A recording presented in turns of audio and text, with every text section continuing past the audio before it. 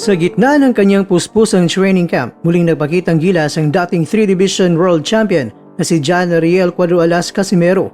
Sa isang viral video, kitang-kita ang bagsik at bilis ni Casimero habang nagsasagawa ng shadow boxing sa ibabaw ng lona sa kanyang sariling gym.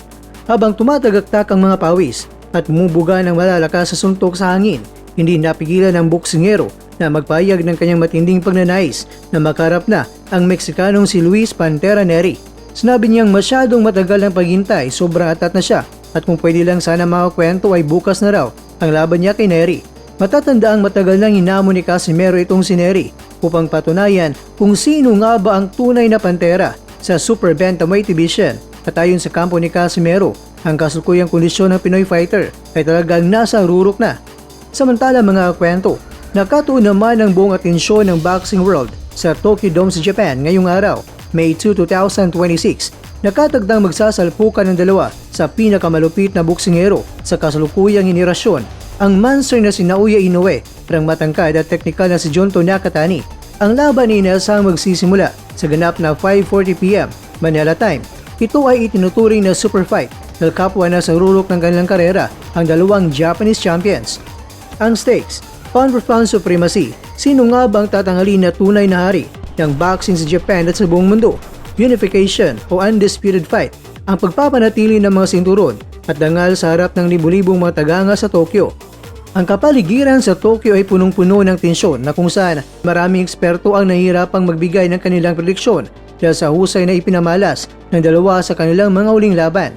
Pero bago ang kanilang pagharap mga kwento ngayong 5:40 PM, narito ang mga delikadong banta na dapat bantayan mula sa bawat kampo.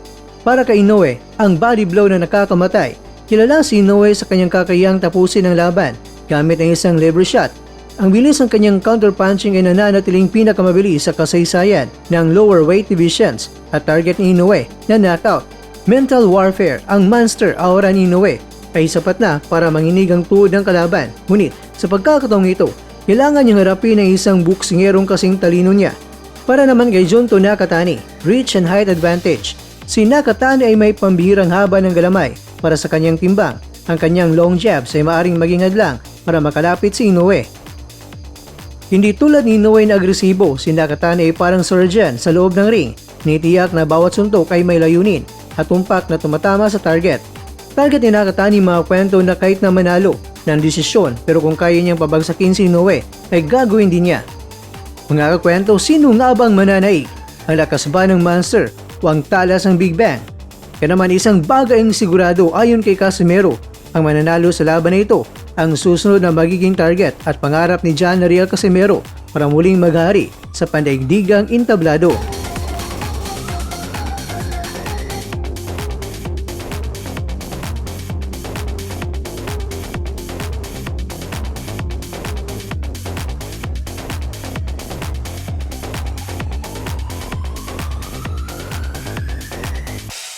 Sa bawat suntok, may pangarap sa bawat... Mga kakwento, hanggang dito na lang muna ang ating kwentuhan. Huwag kalimutan na mag-like, share at subscribe.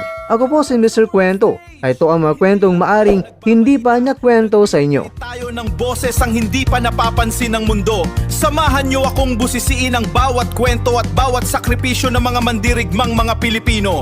Ito ang kwentong di pa nakwento. Pilipinas para sa mundo.